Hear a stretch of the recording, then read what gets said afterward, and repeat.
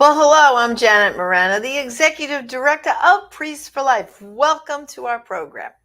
And today I am joined by a wonderful friend of mine, Father Pavone's, Bryan Kemper.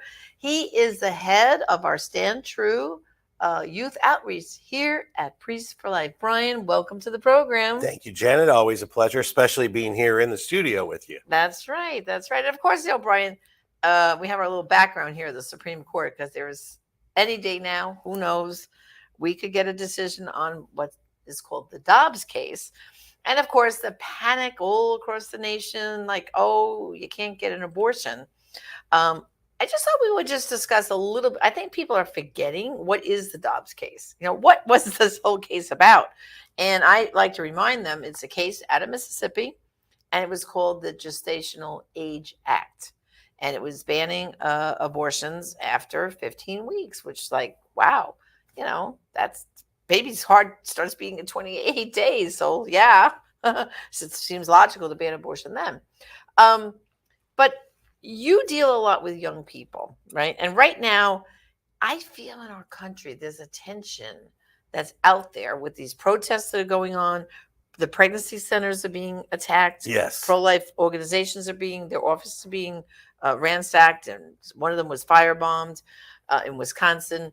Then we have, of course, it was horrible. Justice Kavanaugh's life was threatened.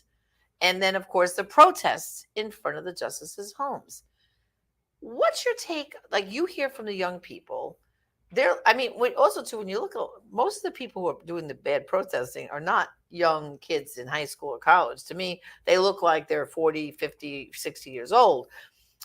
What are you hearing from our young people about this atmosphere right now? What's their response? Janet, even beyond those. I was at the Supreme Court a couple of weeks ago, and Right. I was physically assaulted 3 times. Really? 3 times. Wow. I got punched in the chest.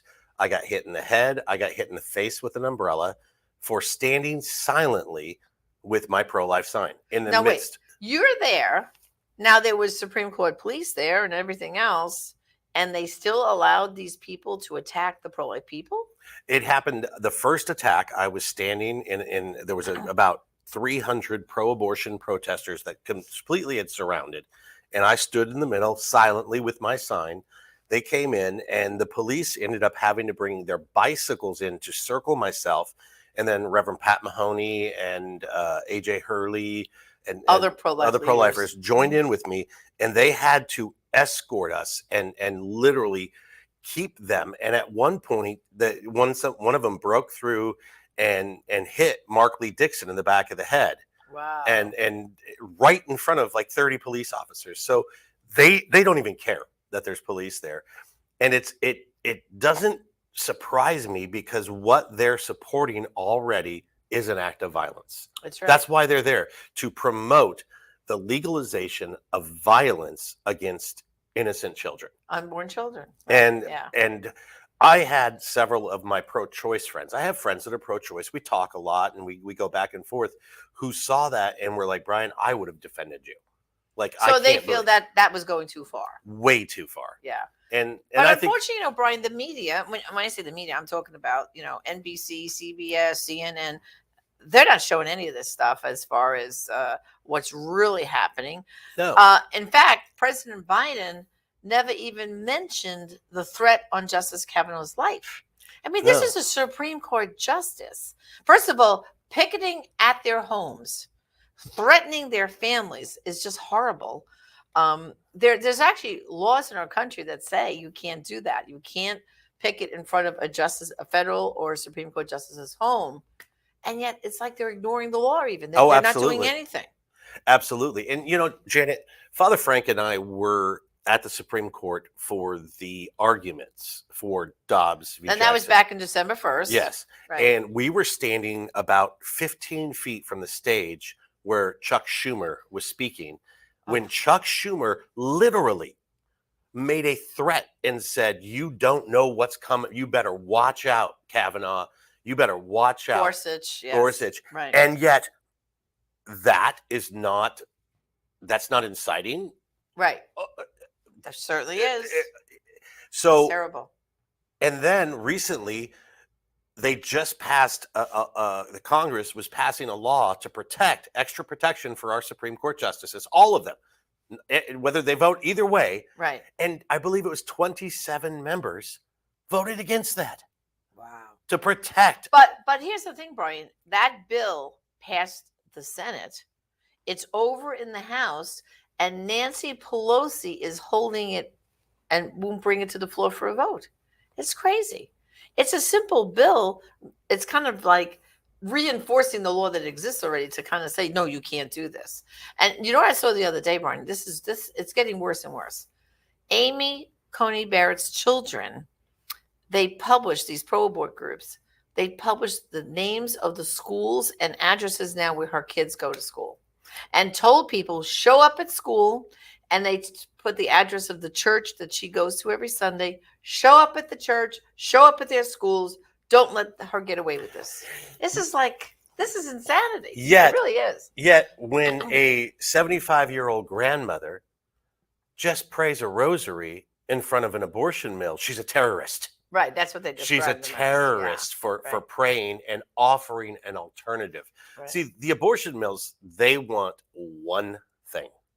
They want your money so they can kill your baby. Right. They're not offering alternatives. So when these beautiful pro-life people are out there saying, hey, we can give you an alternative. We'll make sure that you have doctor's care. We'll make sure that when that baby's born, you're going to have a crib. You're going to have diapers. Right. We'll do whatever we can to make sure it's okay for you to have this child.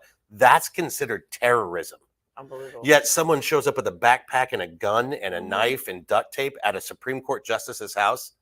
Well, okay, Brian, you're not just speaking out of your own convictions, but you're also speaking out of experience. Let's just go back a little bit. You have, how many children is it now? 7? 7 children. 7 children.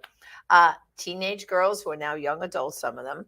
But 2 of your daughters, when they were teenagers, gave you a little bit surprising news. Let's talk about what happened. Because when we say the help is available, and everyone accuses us in the pro-life movement, like, well, we don't care about the babies once they're born. Mm-hmm. But you had an unexpected blessing in your own home. So tell us about the first daughter, the first one. Absolutely. And my first daughter has given me permission to share this story. To share the story. I would never ask you about anything that isn't okay. So I'll tell you, it goes farther back from that, Janet, because when I first started Rock for Life, we ended up going and working with American Life League, Judy Brown. Uh-huh. And Judy Brown had gone through something similar with one of her children. Right. And she taught me the very first words out of a parent's mouth when a teenager says they're pregnant should be, I love you. Right. I love you.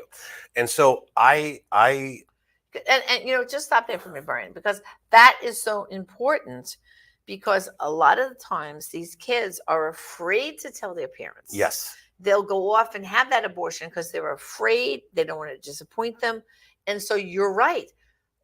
Their facial expression, the first words out of their mouth are going to either be life-affirming or sending them off to an abortion clinic. And then it even goes back farther, Janet, because my mother was a teenager, right, who found herself pregnant. Mm-hmm. And at that time, back in those days, she did try to find an abortion because she was scared to death.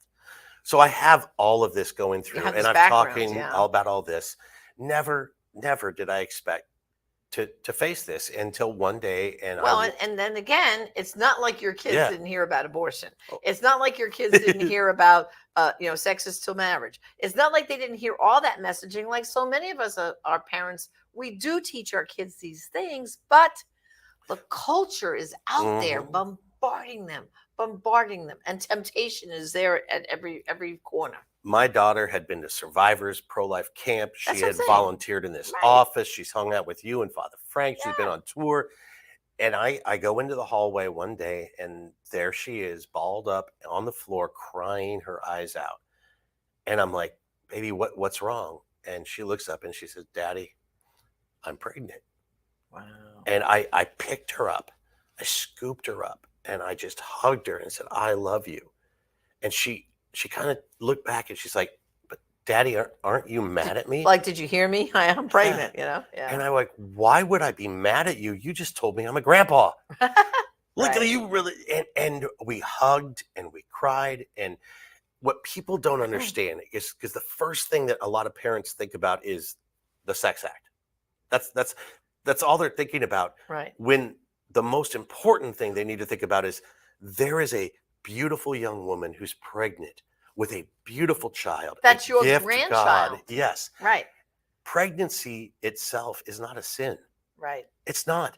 And so I hugged her and we talked, and the boyfriend had waited outside. He was a little scared. I'm kind of a scary looking guy to some people, Oh. you know. Uh-huh. But I walked outside and I started walking towards him, and I remember he got tensed up, like I'm in for it now. and I gave him a big hug.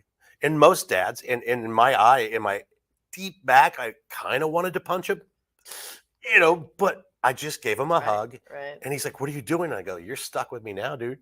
Right. But I even brought my daughter to our local pregnancy help center. Right. I took her there, and I wanted her to see the inside, see what this is. And they knew me. I've spoken for them before. And when I walked in, she went back for the ultrasound, and the director came out and was like, "Thank you for having the courage to come in here." Yeah. Because I'll be honest, Janet, I have been in front of abortion mills, and I have watched as pastors come with their daughters, because the pastors tell me, if anyone finds out my daughter's pregnant, I'll lose my church. Crazy. And that to them is more important than the Right. life of their child. Yeah. I don't care if everyone knows. Well, see, that's the reason why a lot of parents immediately think about abortion as a solution for their daughter, because they don't want to have that shame. They don't want their own circle of family and friends to know that their daughter got pregnant. So they see abortion as a good outcome. Like, we can take care of this. Well, my daughter, she's like, "Dad, are you going to get in trouble at work?" Like, are you kidding me? They're so excited. You threw a baby shower for my daughter. Yeah. Like, she literally thought I was going to get in trouble from work. And I'm like, no, congratulations, Bryan. What Right. can we do to help? That's what, right. What can we do to help? Yeah, because, yes, is the pregnancy unexpected? Of course. And it's like, I like to teach people to use the phrase unexpected blessing. Because if every child from the moment of conception is a blessing from God, it's the blessing. The circumstances, may not be perfect, but you'll get through it. You'll get through it. I mean, Bryan, deal with the women who've had abortions and deeply regret them and go through healing. But, I always say, where's the baby carriages where the women say, "I regret having this baby"? You don't see that. And you don't see grandparents saying, "Oh, the biggest mistake was letting my teenage kid have that baby. I should have never had that kid. Oh my God." Never. I know so many people who, like you, were thrown into that situation. And when that baby comes, forget it. Everyone melts. Who doesn't love a little baby? Absolutely. It's natural. It's well, natural. Planned Parenthood doesn't. Well, of course, they want to kill the babies, So you had that happen. And of course, that daughter, you raised the child. How old is she now? Oh, Kim just turned 20. The baby? The baby, yes. Oh, she is 3. Oh, my goodness. Yeah, Okay. So now fast forward, your next daughter in line. Okay. Daughter number 1, she makes her little mistake. She gets pregnant. You are accepting and everything's wonderful. But now what happened to the next one? Basically the same story. She wasn't obviously afraid. She already knew how. Well, because she knew her sister already. Yeah. But the thing is I look at like the rest of the siblings. Mm-hmm. They love their little nieces and nephew. They absolutely love. They're part of our family. Right. We could not imagine a moment without these children. Yeah. We can't imagine it. Right. And one of my older daughters, the next daughter, loves taking care of her nieces. Like, it's beautiful. And we welcome these babies into the world. They are gifts from God. There's absolutely no shame in their existence because God created them. That's right. And that's the thing. We need to, as Christians and pro-lifers, make sure that any woman, any girl, anyone that is pregnant never feels shame for being this vessel bringing forth the gift of God. That's right. And of course, as we talk about a lot about chastity, when these young girls or boys do make that mistake, there is what they call, I call it like the second chance chastity. You can then make a promise to say, okay, I made that mistake. Okay, I shouldn't have. But going forward, I will be chaste till I do marry. I mean, you can always Janet, hit the reset button. the thing is you and I hit the reset button all the time. It's called confession. Exactly. As soon as we go to and confess our sins to God, Right. it's it. It's wiped clean. Yeah. White as snow, as far as the east is from the west. Right. And so we know that God is a God of grace and a God of mercy. The Divine Mercy Sunday is my favorite Sunday in the Catholic Church, because it reminds us of the divine mercy of Christ. And unfortunately, sometimes Christians don't know how to show that mercy to other people. We will show it to the homeless man on the street or the drug addict. We have to also show it to everyone, whether they're in the church or out of the church.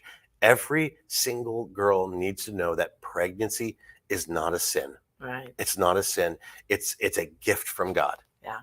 Okay, so now, Bryan, you live in Ohio. Yes. And what's the scene in Ohio regarding the conversation happening about Roe v. Wade? The Alito document being leaked. It looks like any day now we're going to get a decision, and it will probably overturn Roe v. Wade and Doe v. Bolton.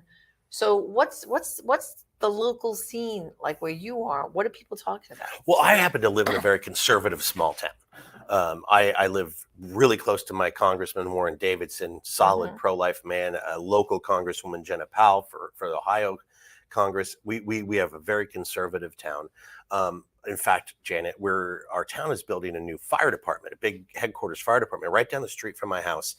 And through the mayor, who's a Christian woman, we just announced there's going to be a baby drop box at our local firehouse. Wow. So wait, stop right there. Let's explain. People maybe don't know what a baby drop box is, right? Yeah. Okay, so in the United States, first, this is another reason why you never really need to have an abortion, because there are what's called safe haven laws. Yes. In all 50 states, a woman can walk into that hospital, give birth to that baby, and walk out and say, I can't do this. I can't do this. And leave the baby in the hospital and leave. Or if she takes the baby home, maybe she can't function doing it, she can then, take the baby to a fire station, and no questions asked. Drops the baby off. Pushes a button. Right. And in the different states, the number of weeks you have that you can do this without getting into any kind of official surrendering the baby, it changes state to state, but for most of them it's at least a month or two you have that you could just, like you said, go to this safe box. So explain what the safe box is. Well, I believe because people always say, oh, you guys don't care about the baby once they're born. Yeah. It's the biggest lie there is. Of course. I believe it was a Catholic priest in Buffalo, New York, who had first developed this system where the baby could be left and no questions asked. That baby will be immediately cared for, will be taken care of, will have medical attention. And what it is at the fire station, on the outside of the station, there's this box like this, and you basically open it, you place the baby in the box. And it's not just it's comfortable. It's cozy. You place it in there, you close it, and you just press a bell. And on the other side, the firemen and whatever, they take the baby right away. That's the thing. Fire stations, they're manned 24/7. 24/7, exactly. They're manned 24/7. And then they take the baby and they bring it to the local hospital and everything. Yeah. And they will find a family to adopt that baby. Well, not the firemen, but the social services and all that. Yeah. But you're not going to get in trouble. You're not doing it because you're... Well, there's no questions asked. Yeah. They don't even know the identity of the mother. She's allowed to just put the baby there and leave. And in fact, Bryan, this goes back for centuries. There's stories of convents. The Mm. same thing used to happen in a lot of the Catholic churches all over the world, that there would be a convent and they would ring the bell and leave the baby and then go away. And then the nuns would take the children in and help to find them home. So this is what do we say, a long tradition Yeah. among Catholics and Christians. That's why that argument to me is one of the worst arguments. Oh, you don't care about them after they're born. And yet the pregnancy help centers, the ones that are providing all the care, now are the ones that are being bombed. I know, Like it's terrible. it's insanity to me, Janet. It really is, because, well, first of all, let's talk about the pregnancy centers for a minute, because it's not just about diapers or formula. First of all, most of the pregnancy centers, which are about 2,800 of them all over the United States, they're medical centers. Mhm. So you're getting medical care right there at the pregnancy center. So it's a free ultrasound, medical appointments with doctors. If you need a place to stay, they refer you then to a maternity home where you can be given a place to stay, because if you're going to be kicked out of the house or God knows whatever else, they'll help you find a place to stay. You're not going to get kicked out of school either, because they will help advocate for you. Absolutely. You can stay in school. And a lot of these pregnancy centers even help these young mothers that they can continue their education after the baby's born. Absolutely. They help them find jobs. They help them get even to their doctor appointments. I mean, it's comprehensive. Everything that mother needs is addressed, so they never have to feel that they have to choose the abortion. And even in my town, there's you go to the big pregnancy centers that in our town we have a little center that teaches classes, Right. parenting classes, and Right. as the mothers go through these classes, they earn actual credit towards resources and stuff that they need. So right. they're It's learning. called earn while you learn. Yes, and they're not. So it's not just like, okay, well, here's some diapers, here's some formula, go away. Right. Let us talk to you about some parenting tips, different things Right. that you can do to help. Mhm. And it's really the only resources out there are from the Christians, from the pro-lifers. That's right. And people can go to pregnancycenters.org, put your zip code in, you'll see where the nearest pregnancy center is. Well, finally, Bryan, I just want to chat for a brief minute here. You wrote a book called Pro-Life is the New Punk Rock, a history of the pro-life youth movement. What does this phrase mean? Pro-life is the new punk rock. Well, Janet, explain that to. I mean, I don't even know about what punk rock is, so help some of us here. What does this mean? It's funny, Janet. If you look at me, I might have a tattoo or two, or a couple. Too many tattoos for me. I know, but I come out But of this anyway. old punk rock scene, and it was sort of like this anti-establishment, Oh, so that's what it is, that- anti-establishment. But Okay. now the establishment is what, like, but back then it was anti-conservative, anti-Reagan. Reagan was a big target of the punk rock movement Oh, back really? then. Oh, Ah. yeah, they called him the Reagan Youth and all of that stuff. But now the establishment is so pro-abortion and so being punk rock is now anti-establishment in a way. Being pro-life Gotcha. is being punk rock. Ah.